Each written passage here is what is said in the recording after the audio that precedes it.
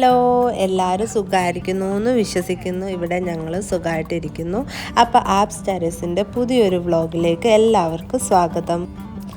ഇന്ന് നമ്മൾ എങ്ങോട്ടാണ് പോകണേന്നറിയോ? ഇന്ന് നമ്മൾ ഇവിടെ അടുത്തുള്ളൊരു ബീച്ചിലോട്ടാണ് പോകുന്നത്. അടുത്തെന്ന് പറഞ്ഞാൽ തൊട്ടടുത്തല്ല, കുറച്ച് ദൂരമുണ്ട്, ഒരു 1.5 മണിക്കൂർ യാത്രയുണ്ട്.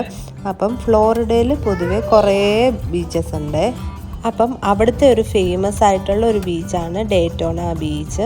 അപ്പം അവിടെയാണ് നമ്മൾ പോകുന്നത്. ഇതിൽ കൂടാതെ മിയാമി ബീച്ചൊക്കെ ഉണ്ട് ഫ്ലോറിഡയിൽ. പക്ഷെ നമുക്ക് ഏറ്റവും അടുത്ത് അതായതുകൊണ്ട് നമ്മൾ അങ്ങോട്ടൊരു ട്രിപ്പ് പോകാമെന്ന് വെച്ചു. ഇതിനു മുന്നേ ഒരു തവണ ഞാൻ ഡേറ്റോണ ബീച്ചിൽ പോയിട്ടുണ്ട്. അതിൻ്റെ ഒരു വീഡിയോ ഞാൻ ഇട്ടിട്ടുണ്ട്. പക്ഷെ അന്ന് ഞാൻ പോയിട്ട് വിൻ്ററിലായിരുന്നു. പക്ഷേങ്കിൽ ഇപ്പോൾ നമ്മൾ പോകുന്നത് സമ്മറിലാണ്. ഇതാണ് കറക്റ്റ് ബീച്ചിൽ പോകാൻ കറക്റ്റായിട്ടുള്ളൊരു സമയം എന്ന് പറയുന്നത്. നമ്മളൊരു വൈകുന്നേരമാണ് പോകുന്നത്, കാരണം നല്ല വെയിലാണ് ഇവിടെ. അപ്പം ഒരു 4 മണി കഴിഞ്ഞ് ആ ഒരു സമയത്താണ് നമ്മൾ ഇറങ്ങുന്നത്. നമ്മൾ ഇപ്പോൾ പോകുന്നത് ഓർലാൻഡോ ഡൗൺ ടൗണിൻ്റെ ഒരു സൈഡിലൂടെയാണ് പോകുന്നത്. നമ്മളീ പോകുന്ന ടോളുള്ള റോഡാണ്. മറ്റേ റൈറ്റ് സൈഡിൽ കാണുന്ന റോഡെന്ന് പറയുന്നത് ടോളില്ലാത്ത ഒരു റോഡാണ്. അപ്പം അതിൻ്റെ വ്യത്യാസം എന്താണെന്ന് കാണുമ്പോൾ തന്നെ മനസ്സിലാവും. നമ്മുടെ റോഡിൽ അധികം ട്രാഫിക് ഉണ്ടാവില്ല, മറ്റേതിൽ കുറച്ചുകൂടെ ട്രാഫിക് ഉണ്ടാവും. ഈ മേളിൽ ഇടയ്ക്കിടയ്ക്ക് കാണുന്നത് ടോൾ എടുക്കുന്ന ആ ഒരു ക്യാമറാസ് ആയിരുന്നു. നിങ്ങൾ ശ്രദ്ധിച്ചോ എന്നറിയത്തില്ല. അപ്പം നമ്മളൊന്നും ചെയ്യേണ്ട ആവശ്യമില്ല, ജസ്റ്റ് പാസ് ചെയ്താൽ മാത്രം മതി. നമ്മൾ പോകുന്ന വഴിക്ക് ഒരു സ്ഥലത്തൂടെ കയറുന്നുണ്ട്, ഗ്രീൻ സ്പ്രിംഗ് പാർക്ക് എന്ന് പറഞ്ഞ ഒരു പാർക്ക്. അതും കൂടെ കവർ ചെയ്യാമെന്ന് വിചാരിച്ചു. അപ്പോൾ ഇനി കാണുന്നത് കണ്ടില്ലേ, ഒരു വലിയ ഗ്ലാസ് കൊണ്ടുള്ള ഒരു മതിൽ പോലെയാണ്. അപ്പം ഞാൻ അങ്ങനെ കണ്ടിട്ടില്ല. അപ്പം അതെനിക്ക് കുറച്ചൊരു അത്ഭുതമായിട്ട് തോന്നി. നല്ല രസമുണ്ട് കാണാനായിട്ട്. നല്ല വെയിലുണ്ടായിരുന്നു നമ്മൾ പോകുന്ന വഴിക്കൊക്കെ തന്നെ. അതുകൊണ്ട് തന്നെ ഇപ്പോൾ ഇവിടെ പോകുന്നവരാണെങ്കിലും നമ്മൾ എന്തെങ്കിലുമൊക്കെ സൺബേണൊക്കെ അടിക്കാതിരിക്കുന്ന എന്തെങ്കിലും ക്രീമോ അങ്ങനെ എന്തെങ്കിലുമൊക്കെ ചെയ്യിച്ചിട്ട് വേണം പോകാൻ. അപ്പം നല്ല അധികം ദൂരം ഉണ്ടെങ്കിലും നമ്മൾ പെട്ടെന്ന് എത്തുന്ന പോലെ നമുക്ക് തോന്നും. കാരണം വഴിയൊക്കെ വളരെ ഹമ്പ് അങ്ങനത്തെ കാര്യങ്ങളൊന്നും ഇല്ലാത്തതുകൊണ്ട് തന്നെ നമ്മൾ ഇത്ര ദൂരം ഉണ്ടെങ്കിലും നമ്മൾ പെട്ടെന്ന് എത്തുന്ന പോലെ നമുക്ക് ഫീൽ ചെയ്യും. അതുപോലെ തന്നെ നമുക്ക് ചെറുതായിട്ട് ഉറക്കമൊക്കെ വരാൻ തുടങ്ങും കുറച്ച് കഴിയുമ്പോഴത്തേക്കും. അത് മാത്രമാണ് ഇവിടുത്തെ ഒരു പ്രശ്നം എന്ന് പറയുന്നത്. അല്ലാതെ നല്ല അടിപൊളിയാണ്. ഈ ഒരു സമയമാണ് ഇവിടെ എല്ലാവരും ഡേറ്റോണ ബീച്ച് അങ്ങനത്തെ കാര്യങ്ങൾക്കൊക്കെ ബീച്ച് സംബന്ധമായിട്ടുള്ള എല്ലാം ഈ ഒരു സമയത്താണ് പോകുന്നത്. ബെസ്റ്റ് ടൈമാണ്. ഇനിയിപ്പോൾ മഴ സീസണൊക്കെ ആയിക്കഴിഞ്ഞാൽ നമുക്ക് ബീച്ചിൽ പോകാൻ പറ്റില്ലല്ലോ. അപ്പം അതിന് മുന്നേ തന്നെ ഇപ്പം ഇത് ഒരു ലോങ് വീക്കെൻഡും കൂടെ ആയതുകൊണ്ട് എല്ലാവരും ഈ ഒരു സമയത്ത് ബീച്ചിലൊക്കെ പോകുന്നുണ്ടായിരുന്നു. അപ്പം നമ്മളിപ്പോൾ പോകാൻ പോകുന്ന പാർക്ക് എന്ന് പറയുന്നത് ഒരു കാടിൻ്റെ ഉള്ളിലാണ് ഒരു പാർക്ക്.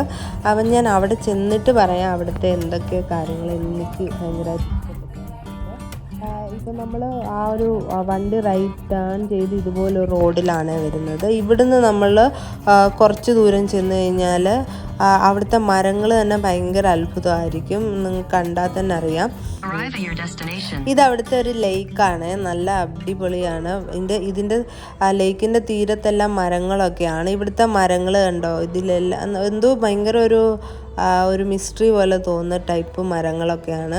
അതിൽ ആ ഒരു വള്ളി പോലെ എല്ലാ മരത്തിലും ഇങ്ങനെ തൂങ്ങി എന്തോ പാരസൈറ്റ് പോലെ ഒരു സംഭവമാണ് അതിങ്ങനെ ഉണ്ടായിരുന്നു. അപ്പം നമ്മൾ ഗ്രീൻ സ്പ്രിംഗ് പാർക്കിലെത്തി കേട്ടോ. അപ്പം നമ്മൾ നോക്കുമ്പോൾ ആരും ഇല്ല, കാറുകളൊന്നും ഇല്ല. അപ്പം ആരെങ്കിലും അവിടെ ഉണ്ടാകുമോ എന്നൊക്കെ ഒരു ഡൗട്ട് ഉണ്ടായിരുന്നു. അപ്പം നമ്മളിങ്ങനെ ഇൻ്റർനെറ്റിലൊക്കെ നോക്കിയിട്ട് നല്ല സ്പോട്ടാണെന്ന് കണ്ട് അങ്ങനെ ചെന്നതാണ്. പക്ഷെ ഉള്ളിൽ കയറിയപ്പോൾ തന്നെ പാർക്കിംഗ് ഒക്കെ വന്നു. അപ്പോൾ പിന്നെ അത്യാവശ്യം ഒരുപാട് ആൾക്കാരൊന്നും ഇല്ലായിരുന്നെങ്കിൽ കുറച്ച് ആൾക്കാരൊക്കെ അവിടെ ഉണ്ടായിരുന്നു. എന്തായാലും നമുക്ക് ആ ഒരു സ്പോട്ട് ഭയങ്കര ഇഷ്ടപ്പെട്ടു. ഒരു കാടിൻ്റെ നടുക്ക് ഒരു പാർക്കിംഗ് ഏരിയ പോലെ അങ്ങനെയായിരുന്നു. ഇതിൻ്റെ ഇടയ്ക്ക് മോൾ ഉറങ്ങുകയൊക്കെ ചെയ്തു, കാരണം ഉച്ചയ്ക്ക് ഉറങ്ങാതാണ് ഇറങ്ങി വന്നത്. അപ്പോൾ ആ ഒരു സമയം കൊണ്ട് ഉറക്കമൊക്കെ റെഡിയാക്കി അവൾ ഇറങ്ങി. അപ്പം അവൾ എണീറ്റപ്പോൾ ഞാൻ പറഞ്ഞു കാട്ടിലെത്തി എന്നൊക്കെ പറഞ്ഞപ്പോൾ അവളിങ്ങനെ നോക്കുമായിരുന്നു, ഇതെവിടാ കാടെന്നൊക്കെ നോക്കി ഇങ്ങനെ അത്ഭുതപ്പെട്ട് നോക്കുന്നു. അങ്ങനെ ഞങ്ങൾ ഉള്ളിലോട്ട് കയറി. എൻ്റെ ഒരു അത്ഭുതം എന്താണെന്ന് വെച്ചാൽ ഇതിനകത്ത് ചിൽഡ്രൻസ് പാർക്ക് ഉണ്ടെന്നാണ് പറഞ്ഞത്. അപ്പോൾ ഇങ്ങനെ ഇത്രയും വലിയൊരു കാട്ടിൻ്റെ ഉള്ളിൽ എങ്ങനെയാണ് ഒരു പാർക്കെന്ന് നമുക്ക് ഒരു അത്ഭുതം തോന്നും. അപ്പോൾ കയറുമ്പോൾ തന്നെ ഇതേപോലെ സിറ്റിംഗ് അറേഞ്ച്മെൻ്റ് ഒക്കെ ഉണ്ടായിരുന്നു. പിന്നെ ടോയ്ലറ്റ് അങ്ങനത്തെ കാര്യങ്ങൾ, വെള്ളം, ഡ്രിങ്കിങ് വാട്ടർ അങ്ങനത്തെ ഐറ്റംസൊക്കെ അവിടെ ഉണ്ടായിരുന്നു. പിന്നെ ഈ ഒരു ഇതിൻ്റെ എനിക്ക് തോന്നുന്നു ഹിസ്റ്ററി അങ്ങനത്തെ കാര്യങ്ങളൊക്കെ എഴുതി വെച്ചിട്ടുണ്ടായിരുന്നു. അപ്പോൾ നമ്മൾ ഉള്ളിലോട്ട് ചെന്ന് ഇതുപോലെ കോൺക്രീറ്റ് ആയിട്ടുള്ള റോഡുകളും ഒക്കെ കാര്യങ്ങളും ഒക്കെ ഉണ്ടായിരുന്നു. അതുകൊണ്ട് തന്നെ നമുക്ക് അവർ അതിനകത്ത് ബോർഡും വെച്ച് സൈൻ ബോർഡും ഉണ്ടായിരുന്നു. അപ്പം അത് നോക്കി നമ്മൾ അങ്ങോട്ടങ്ങ് നടന്നു പോയി. അപ്പം ഇവിടുത്തെ ഞാൻ കണ്ടത് ഇവിടെ ഒരു കുളം പോലെ ഒരു ഏരിയ ഉണ്ട്. അപ്പം അതാണ് ഇവിടുത്തെ ഏറ്റവും പ്രത്യേകത ഉള്ളതെന്നാണ് ഞാൻ കണ്ടത്. അപ്പം അത് കാണാൻ വേണ്ടിയിട്ടാണ് ഞാൻ എക്സൈറ്റഡ് ആയിട്ട് അങ്ങോട്ട് പോയിക്കൊണ്ടിരുന്നത്. അങ്ങനെ ഞാൻ കണ്ട ആ ഒരു ഏരിയ എത്തിയത് ഇതാണ് ആ കുളം എന്ന് പറയുന്നത്. കുളം എന്ന് പറയാൻ പറ്റുമോ, അതൊരു ചെറിയൊരു അരുവി എൻ്റെ സൈഡിൽ കൂടെ ഇതിൽ വന്ന് ജോയിൻ ചെയ്യുന്നുണ്ടായിരുന്നു. അപ്പം ഇത് അടിപൊളിയാണ്, കാണാൻ അടിപൊളി, അതിൻ്റെ ആ കളറൊക്കെ അടിപൊളിയാണ്. ഇതിൽ എഴുതി വെച്ചിട്ടുണ്ടായിരുന്നു ബോർഡിൽ മുതലകളും പാമ്പൊക്കെ ഉണ്ട്, സൂക്ഷിക്കണമെന്ന് പറഞ്ഞ് അവർ എഴുതി വെച്ചിട്ടുണ്ടായിരുന്നു. ഇതിൻ്റെ നടുക്കൂടുള്ള ആ മരം ഇങ്ങനെ ചാഞ്ഞ് കിടക്കുന്ന അതായിരുന്നു ഇതിൻ്റെ എനിക്കൊരു പ്രത്യേകമായിട്ട് തോന്നിയത്. പിന്നെ ഇവിടെ ക്യാമറയിൽ കാണുന്നുണ്ടോയെന്ന് അറിയത്തില്ല, എന്തായാലും അതിൻ്റെ ഉള്ളിലൊക്കെ കുറേ ആമകളും പിന്നെ കുറേ മീനുകൾ അതിലേക്കൂടെ പോകുന്നതൊക്കെ നന്നായിട്ട് നമുക്ക് കാണാൻ പറ്റുമായിരുന്നു. ഭയങ്കര ക്ലിയർ ആയിട്ടുള്ള ഒരു വെള്ളമായിരുന്നു അത്. ഇതിപ്പോൾ ഇത്രയും ചൂടായിട്ട് തന്നെ ഇതൊന്നും വറ്റാതെ ഇത് ഫുള്ളായിട്ട് നിറഞ്ഞു തന്നെ ഇരിക്കുന്നുണ്ടായിരുന്നു. ഫുൾ ടൈം ഇത് വെള്ളമായിരിക്കും എന്നാണ് കേട്ടത്. അപ്പം അതൊരു അത്ഭുതമായിട്ട് തോന്നി. അപ്പം അതിനകത്ത് നമുക്ക് കയറാൻ പറ്റത്തില്ലായിരുന്നു, അതായത് ആ മരത്തിലൊന്നും കയറരുതെന്നുണ്ടായിരുന്നു. പിന്നെ അതിൻ്റെ സൈഡിൽ ഇതുപോലെ ഇരിക്കുന്ന സ്ഥലങ്ങളും അതുപോലെ നമുക്ക് നടക്കാനും ഒക്കെ ഉണ്ടായിരുന്നു. ഈ മരങ്ങളൊക്കെ അടിപൊളിയായിരുന്നു. മരങ്ങൾക്കൊക്കെ എന്തൊരു പ്രത്യേകത പോലെ ഫീൽ ചെയ്തിട്ടുണ്ടായിരുന്നു. അപ്പോൾ അവർ പറയുന്നുണ്ട് ഇതിനകത്ത് ഇറങ്ങരുത്, സ്വിമ്മൊന്നും ചെയ്യരുത്, കാരണം ക്രൊക്കഡൈലുണ്ട്, പാമ്പുണ്ട്, അങ്ങനത്തെ കാര്യങ്ങളുണ്ട്, സൂക്ഷിക്കണം എന്ന് നേരത്തെ പറഞ്ഞുകൊണ്ട് തന്നെ എല്ലാവരും അവിടെ വന്ന് നോക്കിയിട്ട് അങ്ങ് പോകുന്നുണ്ടായിരുന്നു. ഇനി അതിനകത്ത് കുറേ വഴിയുണ്ടെന്ന് പറഞ്ഞില്ലേ, ആ വഴി കൂടെ നമ്മളിങ്ങനെ നടന്നു പോവുമായിരുന്നു. നല്ല രസമുണ്ടായിരുന്നു. ഇത്രയും ചൂട് ഇപ്പം ഫ്ലോറിഡയിലുണ്ടെങ്കിലും ഈ ഒരു കാട്ടിൻ്റെ ഉള്ളിൽ ഈ വഴിയിലൊക്കെ നമുക്ക് നല്ലപോലെ തണുപ്പ് ഫീൽ ചെയ്യുന്നുണ്ടായിരുന്നു. അപ്പോൾ മോക്കും ഭയങ്കര ഇഷ്ടപ്പെട്ടു ഇങ്ങനെ ഇതിനകത്തൂടെയൊക്കെ നടക്കുന്നതൊക്കെ. അവൾക്കും കുറേ എൻജോയ് ചെയ്യാൻ പറ്റി. പിന്നെ ഞങ്ങൾ കാട്ടിൽ കണ്ട ഒരു ചെടിയും ഒരു പഴമാണ് ഇത്. ഒരു റെഡ് കളർ, എന്താണ് ഈ പഴത്തിൻ്റെ പേരെന്നൊന്നും എനിക്കറിയത്തില്ല. അതുപോലെ കുറേ തടികളും കുറേ കൂണുകളും അങ്ങനത്തെ കാര്യങ്ങളൊക്കെ ഉണ്ടായിരുന്നു. നമുക്ക് ചെറിയൊരു പേടി വരും, കാരണം ഓൾറെഡി അവർ പറഞ്ഞു അവിടെ പാമ്പുണ്ട്, അങ്ങനത്തെ ഐറ്റം ഉണ്ടെന്നൊക്കെ പറഞ്ഞപ്പോൾ ചെറിയൊരു പേടി ഉണ്ടായിരുന്നു. പിന്നെ അതിൽ നിന്ന് കുറച്ചിറങ്ങിക്കഴിഞ്ഞപ്പം സാധാരണ വണ്ടിയൊക്കെ പോകുന്ന ഒരു റോഡാണ് നമ്മൾ എത്തിയത്. അപ്പോൾ കുറച്ച് ദൂരം അതിൽ നടന്ന് ഞങ്ങൾ. അപ്പോൾ മോൾ അവിടെ ഇങ്ങനെ ഓടിയൊക്കെ നടക്കാനും ഒക്കെ നല്ല അടിപൊളിയായിരുന്നുകൊണ്ട് അവൾ അതിലേക്കൂടെ ഓടി നടക്കുന്നു. പാരലായിട്ട് ആ റൈറ്റ് സൈഡിൽ ഒരു റോഡ് ഉണ്ട്, അവിടേക്കൂടെ വണ്ടിയൊക്കെ പോകുന്നുണ്ടായിരുന്നു. കുറച്ച് നേരം നമ്മളവിടെ റെസ്റ്റ് ചെയ്യാമെന്ന് വിചാരിച്ചു, റെസ്റ്റ് ചെയ്തു. നമ്മളവിടെ റെസ്റ്റ് ചെയ്യുമ്പോൾ തന്നെ ഒരു അപ്പൂപ്പൻ നമ്മളോട് വന്ന് സംസാരിക്കുകയൊക്കെ ചെയ്തിട്ടുണ്ടായിരുന്നു. എവിടെ നിന്നാണ്, മോൾ എത്ര വയസ്സായി അങ്ങനെയൊക്കെ ചോദിച്ച്. കാരണം അവർ സ്ഥിരമായിട്ട് അതിൽ നടക്കുന്ന ആൾക്കാരാണെന്ന് തോന്നുന്നു. അപ്പോൾ അവരെ വിഷ് ചെയ്ത് കുറേ ആൾക്കാർ അതിൽ നടക്കുന്നുണ്ടായിരുന്നു, കുറേ പേര്. അപ്പം സാധാരണ ഒത്തിരി ആൾക്കാർ അതിലേക്കൂടെ നടക്കുന്ന ഒരു വഴിയാണെന്ന് തോന്നുന്നു. അപ്പോൾ അത് കഴിഞ്ഞ് ഞങ്ങൾ വീണ്ടും ഇതേപോലെ ഒരു വഴിക്ക്, അപ്പോൾ നമ്മൾ ഇതിൻ്റെ ഇടയ്ക്ക് പാർക്ക് ഉണ്ടെന്ന് ഞാൻ പറഞ്ഞില്ലേ, അപ്പോൾ ആ പാർക്കിലോട്ട് കയറുന്ന ഒരു വഴിയാണ് ഇത്. അപ്പോൾ അവിടെ കുറേ ആൾക്കാരുണ്ടായിരുന്നു. നമ്മൾ വിചാരിച്ചു അധികം ആൾക്കാരുണ്ടാവില്ല എന്ന് വിചാരിച്ചെങ്കിലും അതിൻ്റെ ഉള്ളിൽ കയറിയപ്പോൾ കുറേ ആൾക്കാരുണ്ടായിരുന്നു. പക്ഷെ ഞാൻ അത് വീഡിയോ എടുത്തില്ല. അത് കഴിഞ്ഞ് ഞാൻ ഇങ്ങനെ അതിൻ്റെ വെളിയിലോട്ട് ഇറങ്ങി പിന്നെ അവിടുത്തെ വാഷ്റൂമൊക്കെ നമ്മൾ യൂസ് ചെയ്ത് തിരിച്ച് നമ്മൾ ഇതേ വണ്ടിയിൽ കയറി. നമ്മുടെ ലക്ഷ്യം എന്ന് പറയുന്നത് ഡേറ്റോണ ബീച്ച് ആയതുകൊണ്ട് ഇനി അങ്ങോട്ടേക്ക് പോകാമെന്ന് വെച്ചു. അപ്പോൾ കുറേ നടന്നുകൊണ്ട് തന്നെ മോള് കുറച്ച് ക്ഷീണിച്ചിട്ടുണ്ടായിരുന്നു. അപ്പം ഞങ്ങൾ ഇങ്ങനെ പറയുമായിരുന്നു ഇനി അവൾ അവിടെ പോയി ബീച്ചിൽ കളിക്കുമോ എന്നറിയത്തില്ല എന്നൊക്കെ പറഞ്ഞുകൊണ്ടിരിക്കുകയായിരുന്നു. പക്ഷേ നമുക്ക് നോക്കാം അവൾ എന്താ ചെയ്യുന്നതെന്ന്.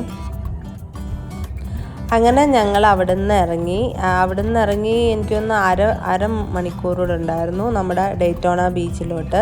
അപ്പോൾ പോകുന്ന വഴിക്ക് തന്നെ നമ്മളവിടെ തീ കത്തുന്നതായിട്ട് കണ്ടു. അപ്പോൾ നമ്മൾ വിചാരിച്ചു ഇനി എന്താണ്, എന്തെങ്കിലും വണ്ടി വല്ലതും തീ പിടിച്ചാണോ എന്നൊക്കെ വിചാരിച്ചു. അപ്പം നോക്കിയപ്പോഴാണ് അതെന്ന് പറഞ്ഞാൽ കാട്ടുതീയാണ്. അവിടെ കുറച്ച് ഭാഗത്ത് കാട്ടുതീ പടർന്നിട്ടുണ്ടായിരുന്നു. അപ്പോൾ അത് അണയ്ക്കാനായിട്ട് ഫയർഫോഴ്സൊക്കെ വന്നിട്ടുണ്ടായിരുന്നു. അതിൻ്റെയാണ് അത്. അങ്ങനെ നമ്മൾ ഡേറ്റോണ ബീച്ചിലോട്ട് എത്താറായി. അതിൻ്റെ ആ ഒരു എൻട്രൻസിലെത്തി. അത് കഴിഞ്ഞപ്പോൾ തൊട്ട് പിന്നെ ബിൽഡിംഗ് ഒക്കെ നമ്മൾ കാണാൻ തുടങ്ങി. ഇതുവരെ കാടും അങ്ങനത്തെ കാര്യങ്ങളൊക്കെ ആണെങ്കിൽ ഇനി ബിൽഡിംഗ് ഒക്കെ കാണാനായിട്ട് തുടങ്ങി. നമ്മൾ വലിയൊരു സിറ്റി ആയിട്ടൊന്നും ഇതില്ല, ചെറിയൊരു ഇപ്പോൾ ഒർലാൻഡോ ഒക്കെ പോലെ തന്നെ ഒരു ഏരിയ തന്നെയായിരുന്നു ഇത്. നല്ല രസമുണ്ടായിരുന്നു. നമ്മൾ കുറച്ച് ദൂരം ചെന്ന് കഴിയുമ്പം ഇവിടെ ഒരു പാലമുണ്ട്. ഞാൻ ഇതിന് മുന്നേ ഡേറ്റോണയിൽ പോയൊരു വീഡിയോ ഇട്ടിട്ടുണ്ടായിരുന്നു വിൻ്ററിൻ്റെ സമയത്ത്. അന്ന് ഇവിടെ ഈ ഒരു പാലം ഞാൻ കാണിച്ചിട്ടുണ്ടായിരുന്നു. അപ്പോൾ ഈ ഒരു പാലം കൂടെ കഴിഞ്ഞ് ഒരു ട്രാഫിക് കൂടെ കഴിയുമ്പോൾ നമ്മൾ ഡേറ്റോണ ബീച്ചിലെത്തും. അപ്പം ഈ ഒരു പാലം നല്ല അടിപൊളി പാലമായിരുന്നു. പക്ഷേ നമുക്ക് അതിന് പാരലലായിട്ടൊരു വേറെ പാലം ഉണ്ടായിരുന്നു. അതുകൂടാതെ അവിടെ കുറച്ച് സംഭവങ്ങളൊക്കെ ഉണ്ടായിരുന്നു. അത് പക്ഷേ കാണിക്കാൻ പറ്റുന്നുണ്ടായിരുന്നില്ല, ഈ റെയിലിംഗ് ഒക്കെ ഉള്ളത് കാരണം. എന്തായാലും ഈ ഒരു പാലം നല്ല രസമുണ്ടായിരുന്നു. കണ്ടില്ല, അപ്പുറത്ത് തന്നെ പാരലായിട്ടൊരു വെള്ള കളറ് ഒരു പാലം, ഒരു ആർച്ച് പാലം ഉണ്ടായിരുന്നു. നല്ല രസമായിരുന്നു. ഇതെല്ലാം കടൽ ഇങ്ങനെ ഇറങ്ങി വന്ന ആ ഒരു സ്ഥലങ്ങളാണ് ഇവിടെല്ലാം. ആ ഒരു പാലമാണ് ഈ ഒരു ഇത്. Daytona beach world famous beach എന്നാണ് പറയുന്നത്. അന്ന് ഞാൻ വന്നപ്പം എനിക്ക് തോന്നി എന്താ ഇതിന് വേൾഡ് ഫേമസ് ബീച്ച് എന്ന് വിളിക്കുന്നത്, ആരും ഇല്ലായിരുന്നു ആ സമയത്ത് അവിടെ. അപ്പം ഇനി ഞാൻ ചെല്ലുമ്പം ഞാൻ കാണിക്കാം അവിടെ എന്താ ആൾക്കാരുണ്ടായിരുന്നോ ഇല്ലയോ എന്നൊക്കെ. അപ്പം നമുക്ക് ആകെ ഇവിടെ ഇപ്പം കൊടുക്കേണ്ടതെന്ന് വെച്ചാൽ നമ്മൾ പാർക്കിംഗ് ഫീസ് മാത്രം നമ്മളിവിടെ കൊടുക്കണം.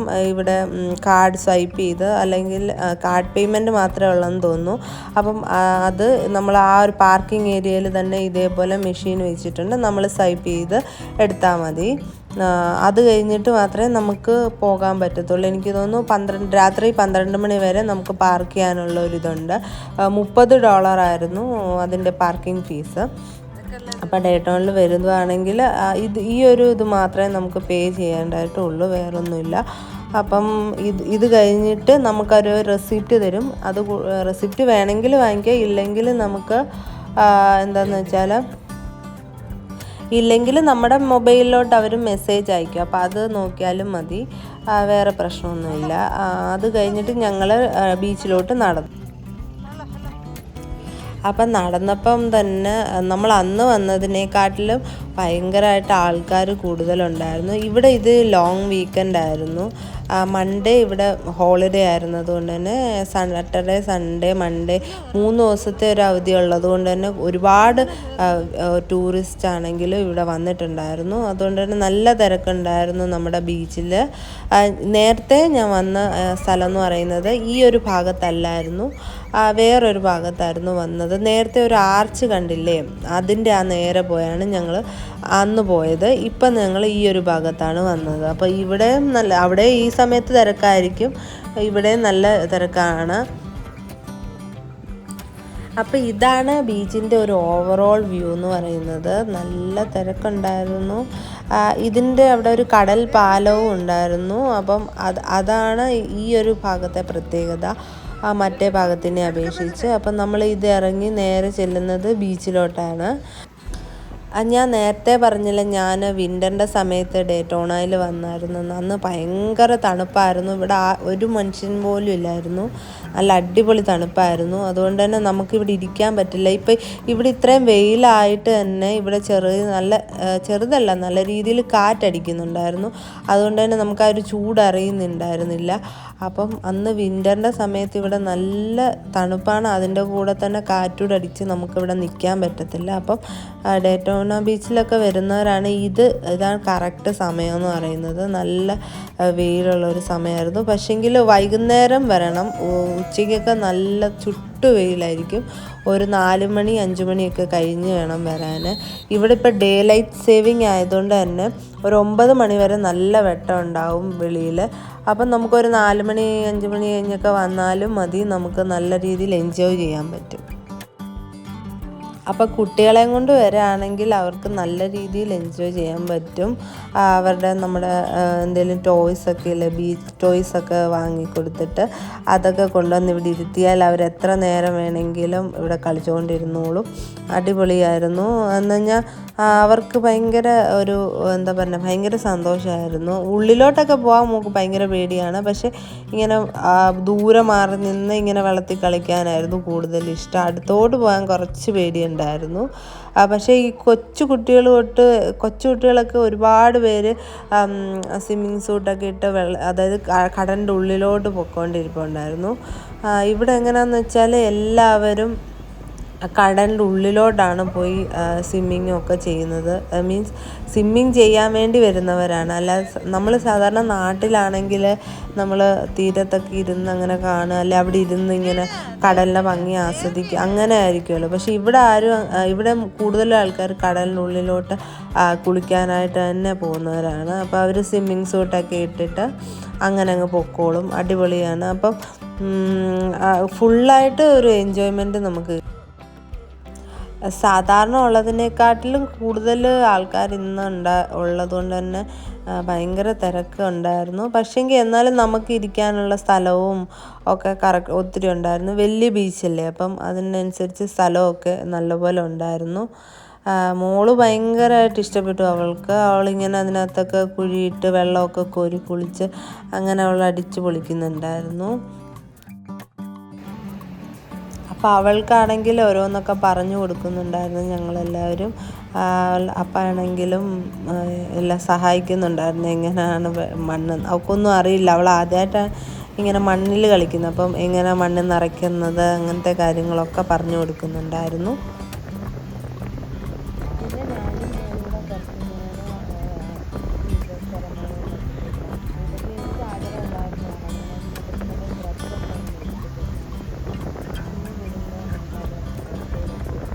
ഇറങ്ങുന്ന രീതിയിൽ വരണമെന്നുണ്ടായിരുന്നു. മോൾക്ക് മാത്രം നമ്മൾ ഡ്രസ്സൊക്കെ എടുത്തിട്ടുണ്ടായിരുന്നു. അപ്പോൾ അവളെ മാക്സിമം അതിനകത്ത് എൻജോയ് ചെയ്യിപ്പിച്ച് നമ്മൾ പിന്നെ ഡ്രസ്സൊക്കെ മാറ്റി അങ്ങനെ കൊണ്ടുപോയി. അപ്പോൾ എല്ലാം കഴിഞ്ഞിട്ട് നമ്മൾ പോകാൻ നിന്നപ്പോഴും മോള് വരുന്നില്ല. അവൾക്ക് അവിടെ തന്നെ ഇരുന്നാൽ മതി. ആദ്യം വെള്ളത്തിലിറങ്ങാൻ ഭയങ്കര പേടിയായിരുന്നു, തിരമാലയൊക്കെ.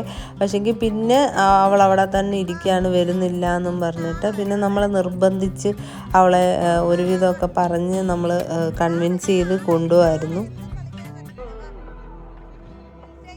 അവിടെ ആണെങ്കിൽ ചേഞ്ചിങ് റൂമൊക്കെ ഉണ്ടായിരുന്നു. അപ്പം മോൾക്ക് ഡ്രസ്സൊക്കെ ചേഞ്ച് ചെയ്ത് ഞങ്ങളങ്ങനെ ഇറങ്ങി.